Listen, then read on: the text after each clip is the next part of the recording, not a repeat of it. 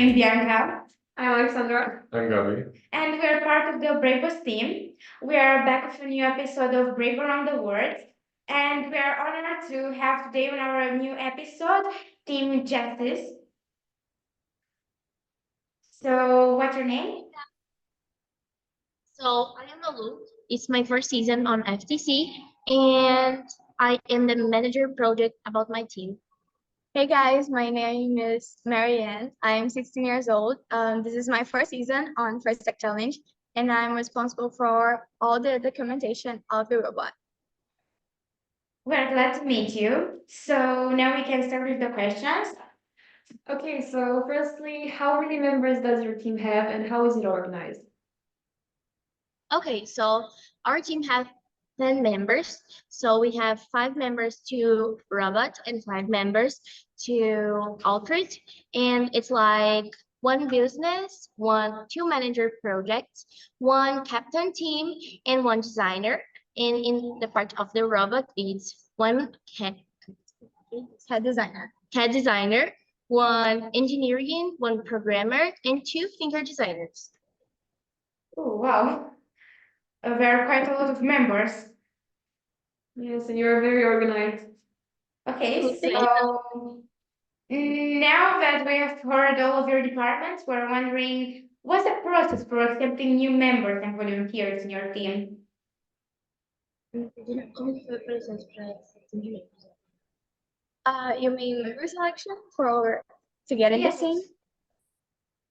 So here in our school, every year we do like this small first cycle league tournament, where we take the students from our school and we propose to them to create a project of innovation and create a robot, to compete on first cycle league arenas, just like the competition itself. So they have some time of preparation and some competition day, and we evaluate them throughout these days, and we select the people that we think is gonna fit the teams here in our school better, you know. You balance robotics with personal life. Yeah, how do you manage to have other activities and robotics at the same time? Okay, so here in our school, we have a lot of hours training. So it's to 7 a.m. to 6 p.m. So just Close to the tournament. close to the tournament. So after that, just we go to the house, dinner, sleep, and come back to school. But just close at the tournament. But even not that situation, so we go to school and training in the In the afternoon. in the afternoon. But I think it's really tricky for us to balance personal life and robotics because it takes really most of our time because we're training every day and Saturdays. So sometimes it can be hard to have time with your family or your friends. But I think you find a way to balance that over time. You just get used to it.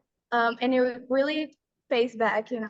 We donate our time to the robotics, but it's for something good, you know. So Yeah. Yeah, we can say the same thing. Yeah. Okay, so which were the biggest challenges you faced along your journey in FCC? Credit for desafios onde na FTC. Eu não sei qual foi. Oh,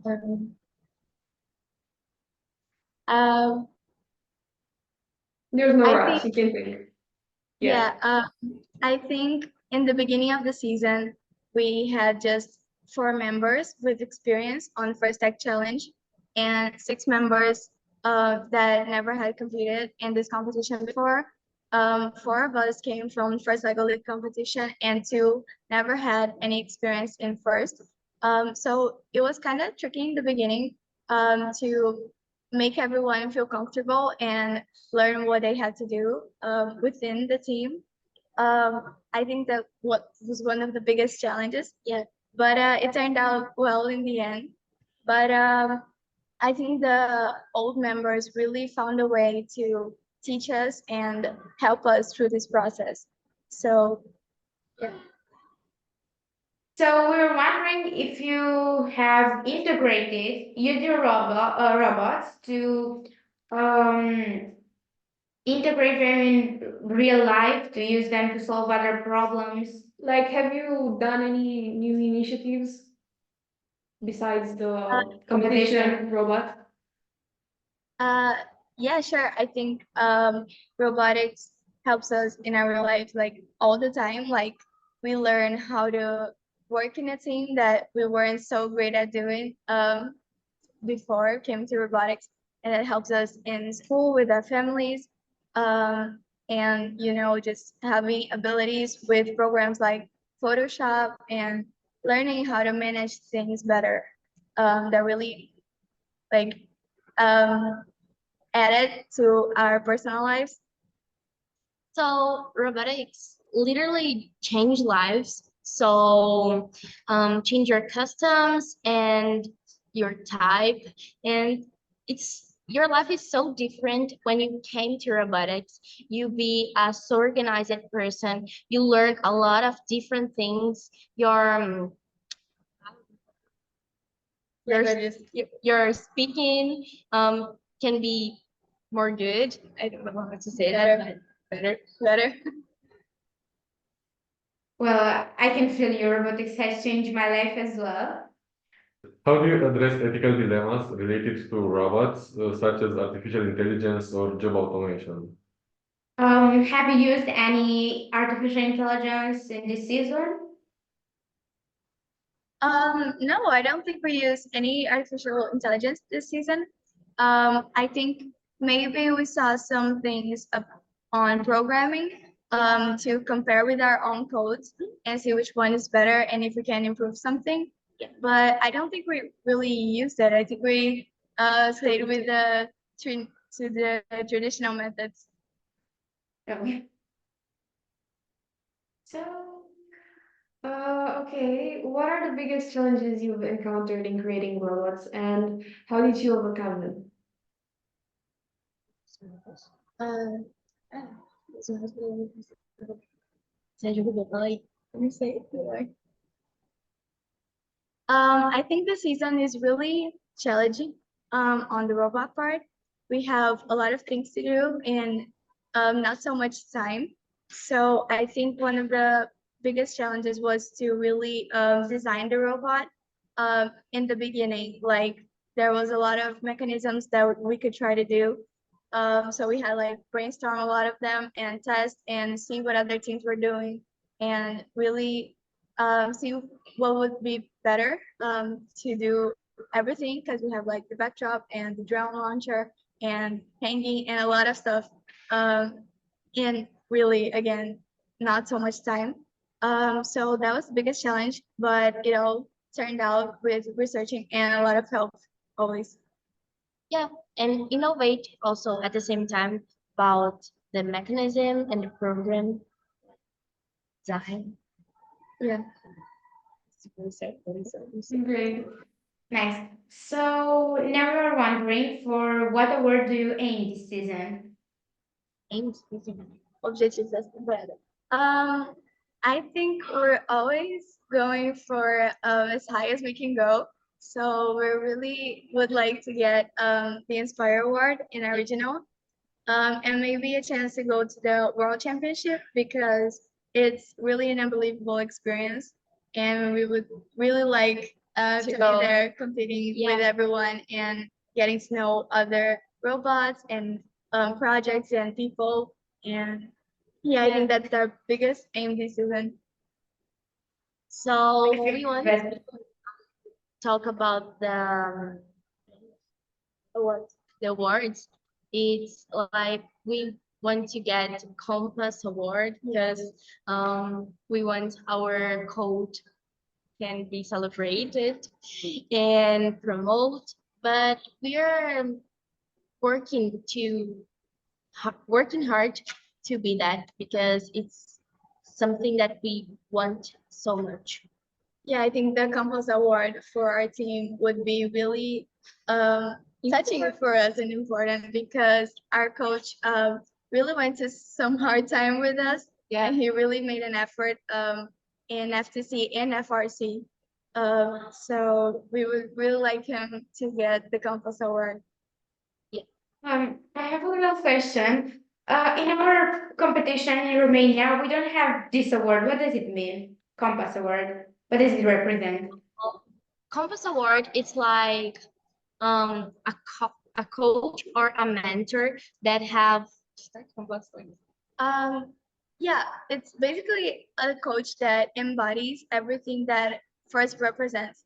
Yeah. So it's he comes Why- out in the first community. why this person it's important for your team.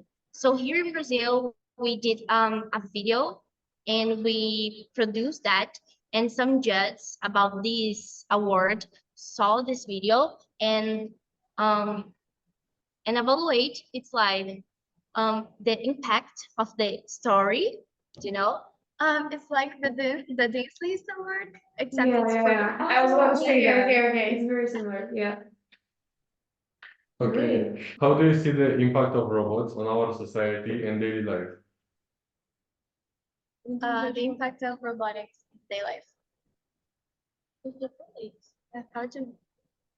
Okay, so in my life, the robotics it's so important, and I think with all of our team, because it's like I didn't see my life without robotics because this turned my second house and my second family, and it's like my life, you know, and I learned a lot with robotics in my days, and yeah.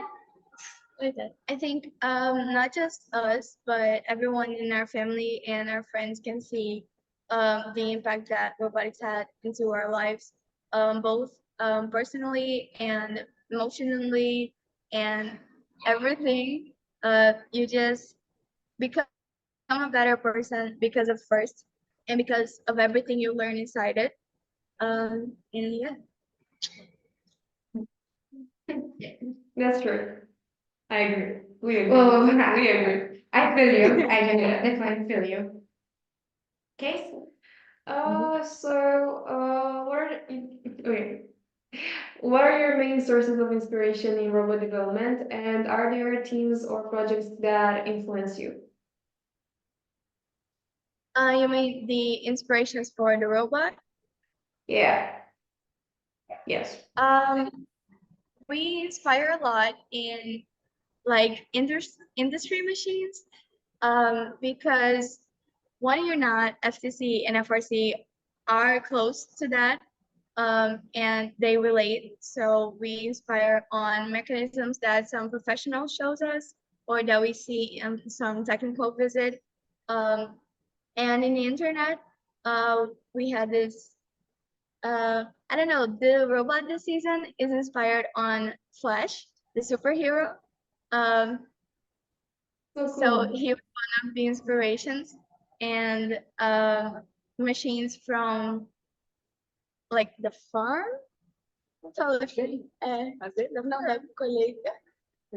Like from harvest and stuff like that. You got it right.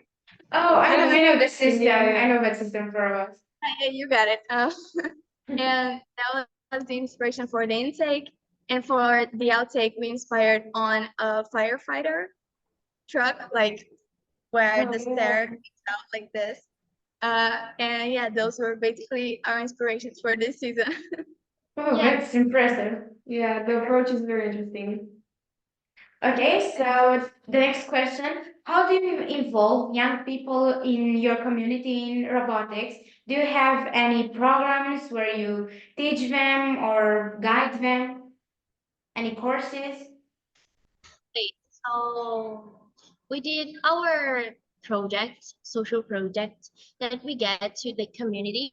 So your principal project is robotics expansion. It's literally the name, but we get some kids of Spike in robotics And we get to schools and community shopping malls and something like that. And we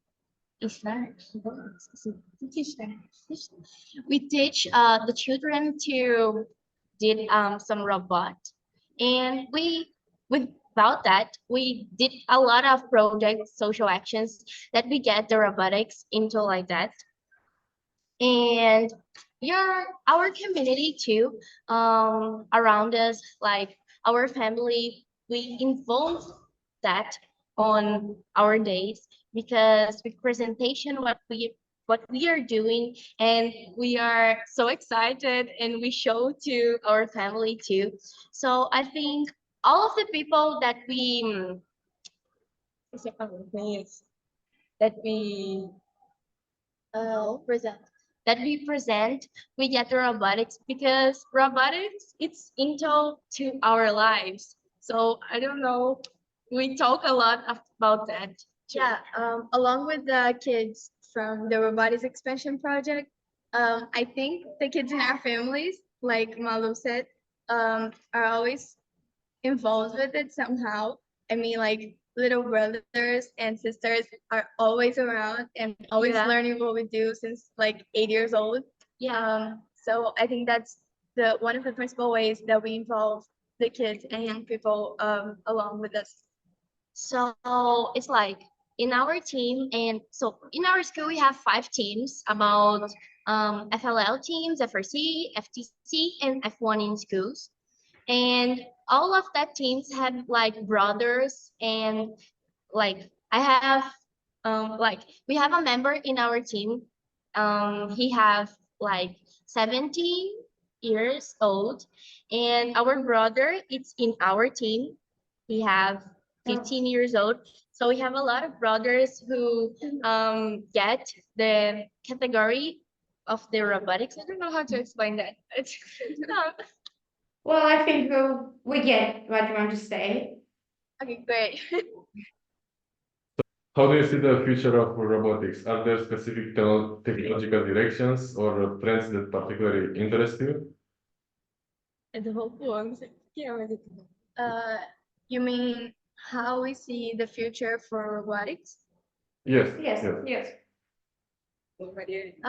I think this really a growing scenario. I think robotics soon is gonna be all over the world, and there's not gonna be one person who doesn't know it because this team it's pretty much on everything these days with science, technology. Anyways, I think the level of robotics, the competitive robotics, in first and in other competitions are gonna go really higher. I think people are learning a lot of new skills and sharing that with other people. So I think everyone is getting better as a community, not just one team or another. I think everybody's really upgrading their levels in the competitions. And I think the professional future, it's really related to robotics. I think what we do now and what everyone in first does now, it's really gonna be what we're gonna do in the future and in our professions. And I think that's really where the world is going. Yeah. Nice. And now, if you have any questions for us, We wanted to know how is your team organization and your team members? We got curious. can you repeat the question? I didn't quite hear you. If you can repeat. How many members are in your team and how do you organize it? So we are right now we are 14 members and 9 volunteers, along with 4 mentors and 2 coaches. And we have 4 departments, two technical and two non-technical. The engineering department that projects the 3D parts of our robot and the whole 3D production, and the programming department. And the 2 non-technical ones are the events ones, and The editorial one, we occupy with creating the engineering portfolio and the engineering notebook. That's Yeah. great. That's really organized. Yeah. So I want to question you guys because it's not me and Mariani who talks with you on Instagram, but it's your first season or no, I don't know. No, this is not my first season. This is my second one, actually. For me as well. For me, it's my first season in FTC. And what's your goals for this season? Our goal As a is team or our personal goal? All of Both, them, both of them. Well, I think, as you said, we all aspire to be our best selves, and I think we all want to get to to the international competition. So, inspire is our aim this season. And for myself, I think I aim to have as much fun as possible and just do what I am passionate about, graphic design. For me personally, I would really like to, besides the fact that I am part of the editorial department and I do mainly graphic design, I want to start and learn more about the engineering part and 3D design. And what about you, Gabby?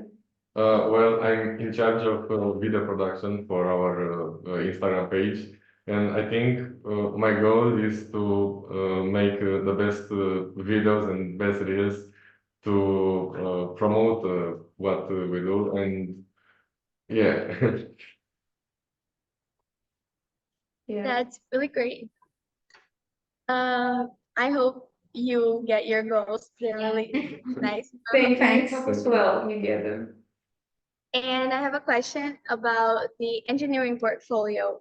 Yeah. How do you guys do it? I think it's something that really varies from team to team. So how do you guys like to do it? What do you think is the most important thing for an engineering portfolio? So I think the most important thing about the engineering portfolio is how you structure it and how you manage to tell the story of your team and how you manage to tell all of the important things like the design process of the robot, the programming part, all of the events that somehow connect you with your community, and all of these standards that in the end give you the award.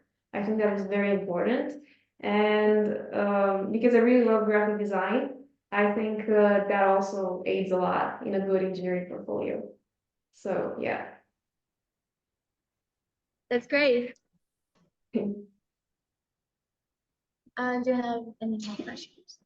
So about the engineering book, because did you guys use that or not use? Because I saw that it's not all of the teams who did the engineering notebook. How it's for you guys? Can you repeat? I didn't quite understand. If you do an engineering notebook, if you guys have like one of those. Yes, we do have. Yes. I think in our competition, it's a necessity to have one, to have the engineer portfolio. No, the notebook. The notebook. Oh, sorry. The engineering notebook. Yes, we do have it. Do you? Yeah, we do. We have two of them, one for the outreach and one for the robot. No. Yeah. Oh, that's great. Nice. Yeah. I have just one more question. Okay, no problem. Guys, most important project. What's the one that you consider the biggest achievement as a team? Well, the biggest event and initiative we have done this year, I think it's Breakthrough Education. We are making physics and chemistry and mathematics projects for the kids in schools that are not able to buy them. So we are making them and delivering them to schools that are in need. So I think that's one of our biggest initiative this season. Yeah. That's really great. That's really cool, guys. Congratulations. Thank you So so much. I think it's just that. Okay, great. So I think that wraps up for today's episode. We thank Justice FTC team for joining us and sharing your wonderful stories. And yeah, thank you. It was nice Thank you, having you. guys.